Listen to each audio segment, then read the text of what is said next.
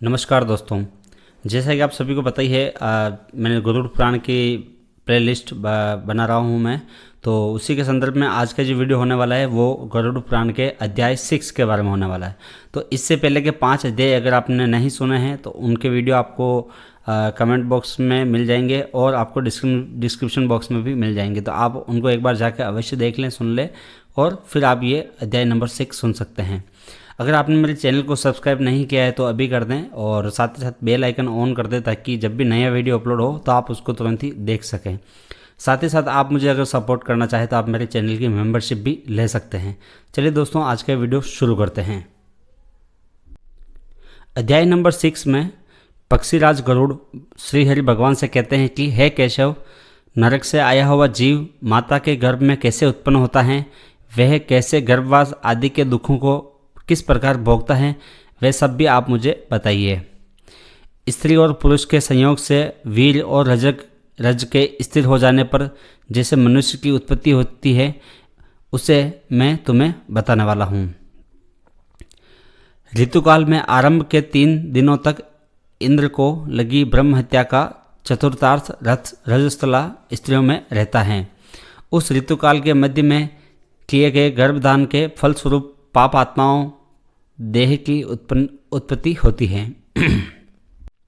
यानी कि उस ऋतुकाल के मध्य में जो भी कोई गर्भदान करता है उसके फलस्वरूप पापी आत्माओं के देह की उत्पत्ति होती है।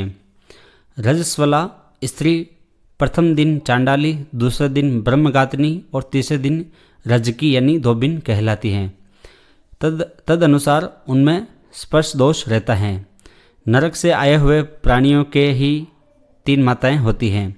देव की प्रेरणा से कर्मानुरोधी शरीर प्राप्त करने के लिए प्राणी पुरुष के वीर के कर्ण का आश्रय लेकर स्त्री के उदर में प्रविष्ट होता है।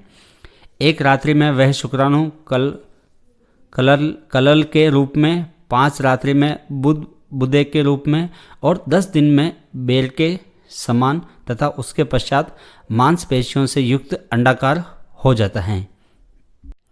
1 मास में सिर, 2 मास में बाहु आदि शरीर के सभी अंग तथा तीसरे मास में नख, लोम, अस्थि, चर्म तथा लिंग बोधक छिद्र उत्पन्न होते हैं।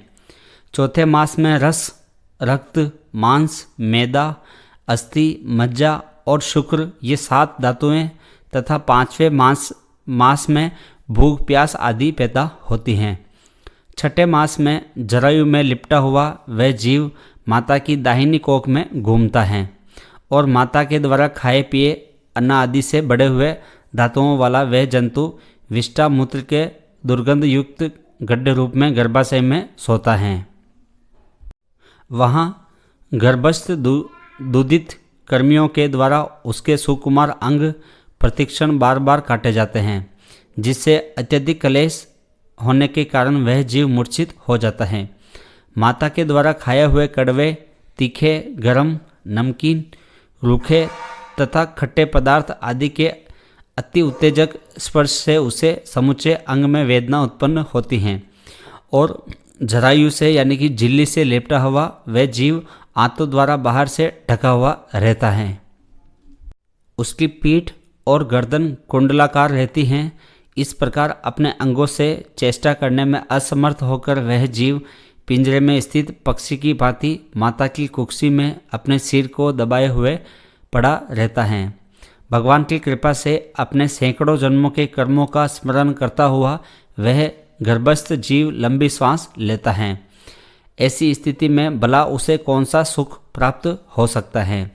मांस, मज्जा आदि 7 धातुओं के आवरण में आवृत वह ऋषिकल्प जीव भयभीत होकर हाथ जोड़कर विकल वाणी से उन भगवान की स्तुति करता है जिन्होंने उसको माता के उदर में डाला है।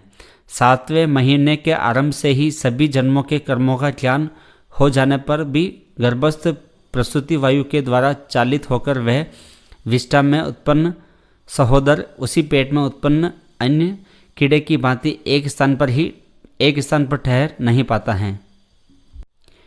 मैं लक्ष्मी के पति, जगत के आधार, अशुभ का नाश करने वाले तथा शरण में आए हुए जीवों के प्रति वात्सल्य रखने वाले भगवान विष्णु की शरण में जाता हूँ।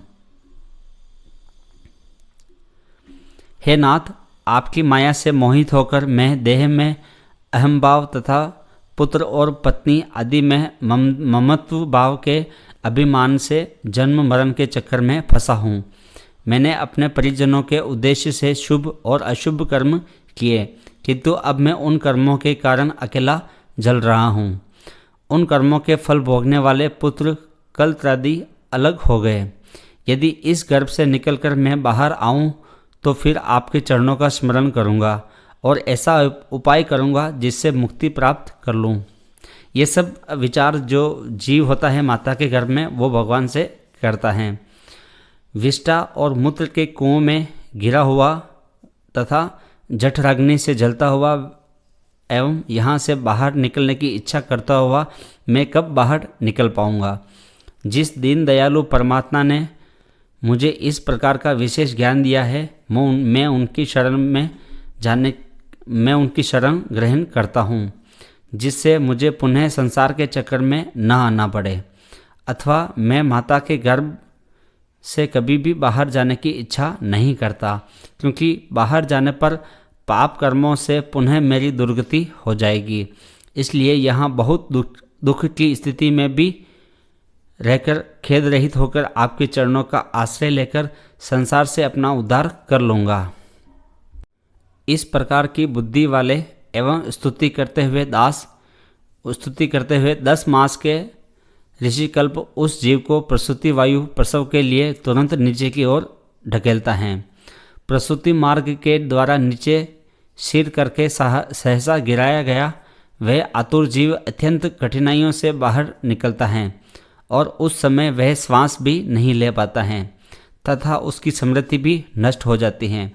पृथ्वी पर विष्टा और मूत्र के बीच गिरा हुआ वह जीव मल में उत्पन्न कीड़े की भांति चेष्टा करता है और विपरीत गति प्राप्त करने से उसके सारे ज्ञान नष्ट हो जाने के कारण अत्यधिक रुदन करने लगता है, यानी कि वो रोने लगता है।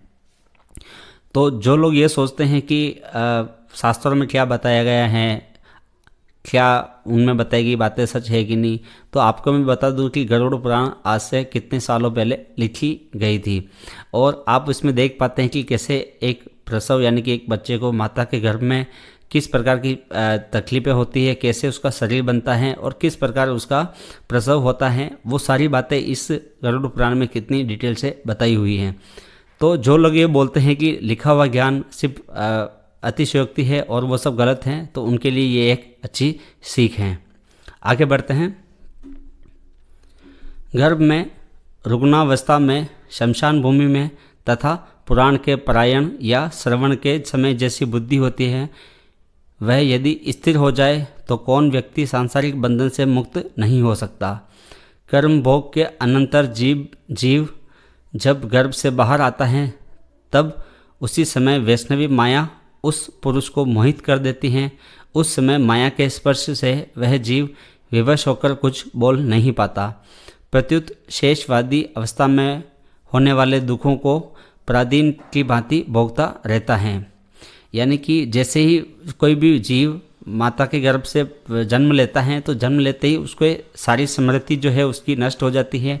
पिछले जन्मों के जो भी उसको याद होते हैं वो सारे पाप और पुण्य नष्ट, यानी कि वो भूल जाता है और माया माता के स्पर्श से आते ही उसको सारी जो दुखों का जो उसको याद था, जो भी स्मरण था, वो सारे पाप और पुण्य वो भूल जाता है। नए जन्मे हुए बच्चे का पोषण करने वाले लोग उसकी इच्छा को नहीं जान पाते, अतः प्रख्यान करने में असमर्थ होने के कारण वह अनभिप्रेत यानी विपरीत स्थिति को प्राप्त हो जाता है। स्वदेज जीवों से दूषित तथा विष्ठा मूत्र से अपवित्र शैया पर सुलाए जाने के कारण अपने अंगों को खुजलाने में, आसन से उठने में तथा अन्य चेष्टाओं को करने में वह जीव असमर्थ रहता है। जैसे एक कृमि दूसरे कृमि को काटता है, उसी प्रकार ज्ञान शून्य और रोते हुए वह शिशु की कोमल त्वचा को डांस, मच्छर और खटमल आदि जंतु व्यतीत करते हैं। इस प्रकार शेषावस्था का दुख भोगकर वह पौगंडावस्था में भी दुख ही भोगता है। तदंतर युवावस्था प्राप्त होने पर आसुरी संपत्ति को प्राप्त होता है। तब वह दुर्व्यसनों में आसक्त होकर नीच पुरुषों के साथ संबंध बनाता है और कामलंपट प्राणी शास्त्र तथा सद्पुरुषों से द्वेष करता है। भगवान की माया रूपी स्त्री को देखकर वह अजितेंद्रिय पुरुष उसकी भाव भंगिमा से प्रलोभित होकर मनमोह रूप अंधत्व में उसी प्रकार गिर पड़ता है जिस प्रकार अग्नि में पतंगा गिरता है। हिरण, हाथी, पतंगा, बोरा और मछली ये पांचों क्रमशः शब्द, स्पर्श, रूप और गंध तथा रस इन 5 विषयों में एक एक में आसक्ति होने के कारण ही मारे जाते हैं। फिर एक प्रसादी व्यक्ति जो 5 इंद्रियों से पांचों विषयों का भोग करता है वह क्यों नहीं मारा जाएगा। अभिषिप्त वस्तु की अप्राप्ति की स्थिति में अज्ञान के कारण ही क्रोध आ जाता है और शोक को प्राप्त व्यक्ति देह के साथ ही बढ़ने वाले अभिमान तथा क्रोध के कारण वह कामी व्यक्ति स्वयं अपने नाश हेतु दूसरे कामी से शत्रुता कर लेता है। इस प्रकार अधिक बलशाली अन्य कामी जन के द्वारा वह वैसे ही मारा जाता है जैसे किसी बलवान हाथी से दूसरा हाथी मारा जाता है। इस प्रकार जो मूर्ख अत्यंत दुर्लभ मानव जीवन को विषयाशक्ति के कारण व्यर्थ में नष्ट कर लेता है उससे बढ़कर पापी और कौन होगा। सैकड़ों योनियों को पार करके पृथ्वी पर दुर्लभ मानव योनि प्राप्त होती हैं।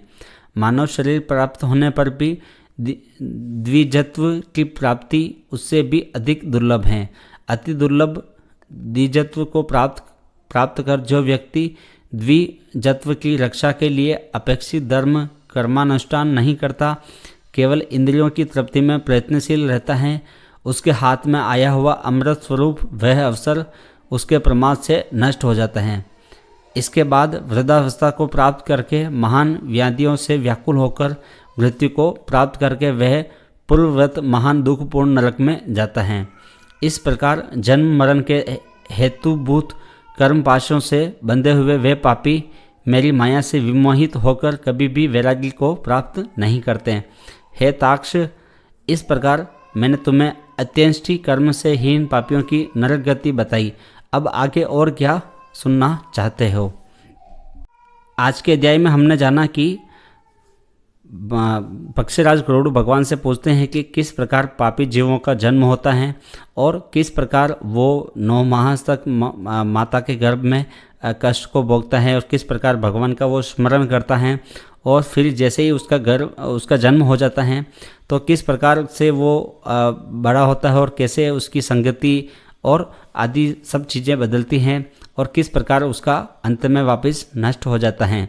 इन सब बातों के बारे में अध्याय नंबर 6 में बताया गया है कि पापी आत्माओं का जन्म और मृत्यु कैसे होती हैं।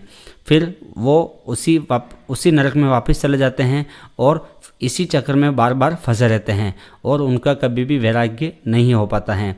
तो ये इस अध्याय में मुख्य रूप से बताया गया है। हो सकता हो आपको इस वीडियो में जो लैंग्वेज है वो थोड़ी समझ में कम आई हो, क्योंकि मैं जो वीडियो जिस किताब के रेफरेंस से बना रहा हूँ वो मेन किताब गरुड़ पुराण ही है। तो इसलिए मैं आपको बता रहा हूँ कि अगर आपको वीडियो के अंत में जो मैंने ये सारांश बताया है उसके बाद भी अगर आपका कोई सवाल रहता है, अगर आपको समझ में कुछ चीज़ नहीं आती है तो आप मुझे वापस कमेंट बॉक्स में पूछ सकते हैं। हो सकता हो उसका जवाब मैं आपको अगले वीडियो में अवश्य दे दूँ। वीडियो के अंत तक बने रहने के लिए बहुत बहुत धन्यवाद। मिलते हैं नए वीडियो में, तब तक के लिए अपना ध्यान रखें और चैनल को सब्सक्राइब नहीं किया हो तो सब्सक्राइब अवश्य कर लें और वीडियो को लाइक करना ना भूलें। और आपके अगर कोई मित्र हो जो ऐसे वीडियो देखना और सुनना पसंद करते हैं उनको भी ये वीडियो अवश्य ही शेयर करें। चलिए दोस्तों, बहुत बहुत धन्यवाद।